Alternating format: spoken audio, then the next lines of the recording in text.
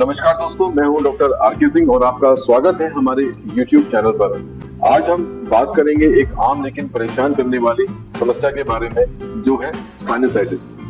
आपने शायद इस बारे में सुना होगा, लेकिन आज हम इसको डिटेल में समझेंगे। तो चलिए हम शुरू करते हैं साइनसाइटिस को समझना। सबसे पहले आइए समझते हैं साइनसाइटिस क्या होता है। साइनसाइटिस एक ऐसी समस्या है जिसमें व्यक्ति के नेजल पैसेजेस या फिर नेजल साइनस में इन्फेक्शन या इन्फ्लेमेशन होता है।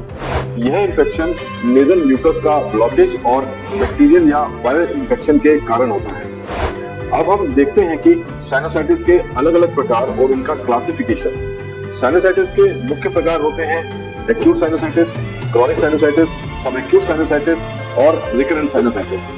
हर प्रकार के साइनसाइटिस की स्थिति और लक्षण में थोड़ा बहुत अंतर होता है। साइनसाइटिस का क्या कारण होता है, इसको भी समझना बहुत जरूरी है। कुछ मुख्य कारण हैं जैसे नेजल पॉलिप्स, एलर्जिक रिएक्शन या एलर्जी, नेजल डिफॉर्मिटीज या फिर बैक्टीरियल या वायरल इन्फेक्शन। अगर हम बात करें साइनसाइटिस के क्लिनिकल फीचर्स या लक्षणों के बारे में, तो साइनसाइटिस एक आम समस्या है जो नाक और साइनस में इन्फेक्शन या इन्फ्लेमेशन से होता है।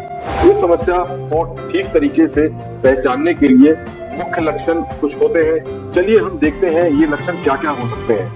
पहला है नाक बंद होना या नेजल ऑब्स्ट्रक्शन। साइनसाइटिस का मुख्य लक्षण में से एक लक्षण है नाक बंद होना। रोगी को महसूस होता है कि उनकी नाक बंद हो गई है और उन्हें सांस लेने में परेशानी हो रही है। कभी कभी नाक से हरे रंग का या सफेद रंग का डिस्चार्ज भी हो सकता है। नंबर 2 है दर्द या दबाव। साइनसाइटिस के रोगी को नाक या गले में दर्द या दबाव महसूस होता है। ये दर्द अक्सर सिर के अंदर और चेहरे के अंगों को प्रभावित करता है। तीसरा है बार बार बुखार आना। अगर साइनसाइटिस बैक्टीरियल इन्फेक्शन की वजह से होता है तो रोगी को बार बार बुखार आता है। यह बुखार ठंडी या गर्मी की वजह से भी हो सकता है। नंबर 4 है खांसी। साइनसाइटिस के लोगों को अधिकतर सूखी या गले में खराश करने वाली खांसी हो सकती है।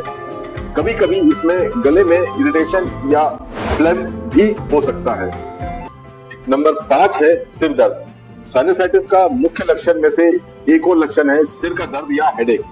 ये दर्द अक्सर नाक के ऊपर, मस्तिष्क के पीछे या आंखों के नीचे महसूस होता है और दर्द काफी तकलीफदायक होता है। नंबर 6 है बदबू। कुछ केसेस में साइनसाइटिस के रोगी को बदबू महसूस होती है जो नाक से आने वाली है। यह बदबू साइनस कैविटी में इंफेक्शन होने की वजह से होती है।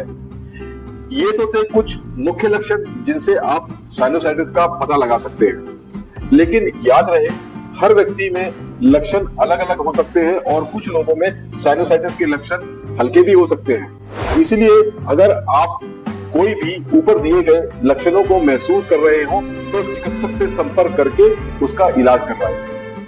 अब हम बात करेंगे साइनसाइटिस के डायग्नोसिस के बारे में। साइनसाइटिस के रोगी को ठीक तरीके से पहचानने के लिए कुछ प्रमुख टेस्ट किए जाते हैं। इन टेस्ट को हम एक एक करके डिस्कस करते हैं। पहला जो टेस्ट है वो है फिजिकल एग्जामिनेशन। सबसे पहले डॉक्टर रोगी का फिजिकल एग्जामिनेशन करता है। डॉक्टर देखता है कि रोगी के चेहरे पर दबाव, नाक से क्या डिस्चार्ज हो रहा है और क्या रोगी की नाक या गले में दर्द है। नंबर 2 है नेजल एंडोस्कोपी। नेजल एंडोस्कोपी एक प्रकार का प्रोसीजर है जिसमें एक फ्लेक्सिबल एंडोस्कोप नाक के अंदर डाला जाता है। इससे डॉक्टर साइनस के अंदर की स्थिति को देखता है और समस्या का पता लगाता है। नंबर 3 है इमेजिंग टेस्ट। अगर डॉक्टर को शक होता है कि साइनसाइटिस का रोग है तो वो इमेजिंग टेस्ट करवाता है, जैसे कि एक्सरे पीएनएस, सीटी पीएनएस या एमआरआई पीएनएस। इन टेस्ट से डॉक्टर साइनस कैविटी में किसी भी समस्या जैसे कि इन्फेक्शन या ब्लॉकेज के बारे में पता लगाता है। नंबर 4 है नेजल कल्चर। कभी कभी अगर साइनसाइटिस बैक्टीरियल इन्फेक्शन की वजह से होता है तो डॉक्टर नेजल स्वैब का टेस्ट करवाता है। इससे बैक्टीरिया की प्रकृति और उसका एंटी माइक्रोबियल सेंसिटिविटी का पता लगता है, जिससे सही दवा का चयन हो सके। नंबर 5 है एलर्जी टेस्टिंग। अगर साइनसाइटिस एलर्जिक रिएक्शन की वजह से होता है तो एलर्जी टेस्टिंग भी की जा सकती है।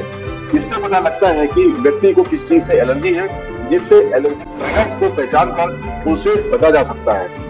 इन सभी टेस्ट के माध्यम से डॉक्टर ठीक तरीके से साइनोसाइटिस का डायग्नोस करता है और सही इलाज की दिशा में आगे बढ़ता है। साइनोसाइटिस का इलाज कैसे किया जाता है, यह सवाल बहुत ही महत्वपूर्ण है। साइनोसाइटिस के इलाज में कुछ मुख्य उपाय होते हैं जो रोगी को राहत दिलाने में मदद करते हैं। चलिए देखते हैं कि ये उपाय किस तरह से होते हैं। नंबर 1 उपाय है मेडिकेशंस या दवाइयाँ, एंटीबायोटिक्स।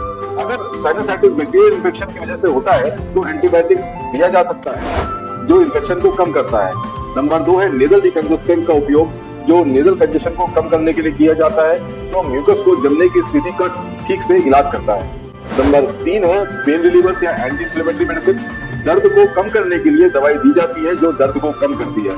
नंबर 4 है कॉर्टिकोस्टेरॉइड का उपयोग, जो इन्फ्लेमेशन को कम करता है और ये गोली और स्प्रे के फॉर्म में दिया जाता है जो साइनोसाइटिस के लक्षण को ठीक करने में सहायक होता है। साइनोसाइटिस के ट्रीटमेंट में नेजल इरिगेशन का भी रोल होता है। नेजल इरिगेशन या नेजल वॉश का उपयोग करने से समस्या का समाधान किया जा सकता है, जिसमें सलाइन सोल्यूशन का इस्तेमाल किया जाता है और नाक की लाइनिंग को साफ किया जाता है।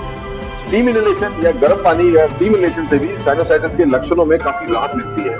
इससे नाक और साइनस की लाइनिंग को शुद्ध किया जाता है और नेजल कंजेशन को भी कम किया जाता है। वार्म कंप्रेस, गर्म पट्टी का उपयोग किया जा सकता है जब साइनस में दर्द हो रहा हो। इस दर्द को कम किया जा सकता है और साइनस को शांत भी किया जा सकता है। आखिरी में जो सर्जरी का जो ऑप्शन होता है या ऑपरेशन का जो ऑप्शन होता है, कभी कभी जब साइनोसाइटिस गंभीर होता है तो और जो उसके दूसरे उपाय से हमें राहत नहीं मिल रही होती है तो सर्जरी का उपयोग किया जाता है। इसमें साइनस कैविटी में ब्लॉकेज को हटाया जाता है ताकि साइनस में हवा का प्रभाव बढ़ सके। कुछ घर के नुस्खे जिनको हम होम रेमेडीज भी बोलते हैं, उनसे भी साइनोसाइटिस में काफी फायदा होता है। घरेलू नुस्खे जैसे कि अदरक का रस, शहद और तुलसी का सेवन भी साइनोसाइटिस के इलाज में मददगार होता है। अगर हम बात करें कॉम्प्लिकेशन की, तो इसमें कुछ कॉम्प्लिकेशंस हो सकते हैं और यह समस्या ज्यादा गहरी नहीं होती, लेकिन कभी कभी व्यक्ति को काफी परेशान कर सकती है और उसकी दिनचर्या को काफी प्रभावित कर सकती है। अगर साइनोसाइटिस लंबे समय तक रहे तो नाक और साइनस में मासेस या पॉलिप्स बन सकते हैं और इन मासेस या मस्सों में फंगल इन्फेक्शन भी हो सकता है, जिसको लंबे समय में हम फंगल साइनोसाइटिस बोलते हैं। और अंत में प्रोग्नोसिस की बात करें तो अधिकतर केसेस में साइनोसाइटिस का जो प्रोग्नोसिस होता है वो काफी अच्छा होता है, लेकिन कुछ केसेस में ये समस्या क्रॉनिक भी हो सकती है। तो दोस्तों, आज हमने समझा साइनोसाइटिस के बारे में। अगर आपको वीडियो पसंद आया हो तो हमें लाइक करें और हमारे चैनल को सब्सक्राइब करें। अगर आपका कोई सवाल या सुझाव हो तो हमें कमेंट सेक्शन में लिखें। मिलते हैं हम अगले वीडियो में, तब तक के लिए धन्यवाद और